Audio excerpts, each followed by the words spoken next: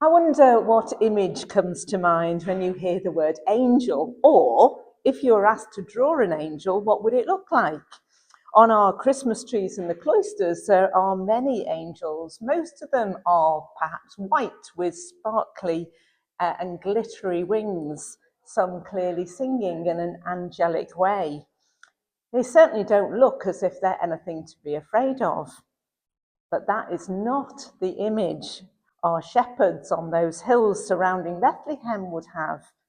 Brought up in the Hebrew scriptures, they would know that angels frequently appeared when God needed to ensure that his divine plan was kept on track.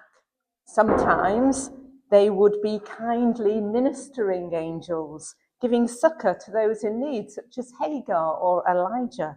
But on other occasions, their approach was far more challenging and unnerving, and certainly they were not to be taken lightly.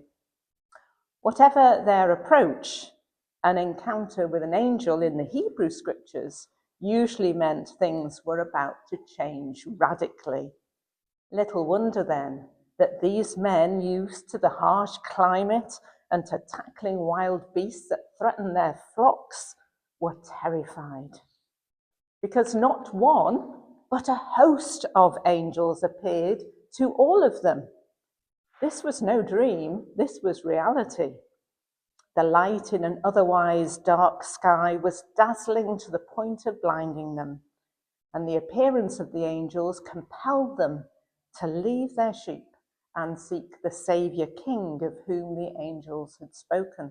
Thus, these ragamuffin men, living on the edges of society, scorned by many, were the first to hear the news of our Saviour's birth, and the very first to see the newborn King. They returned to their fields and to their flocks, but there is no doubt that their lives would have been transformed.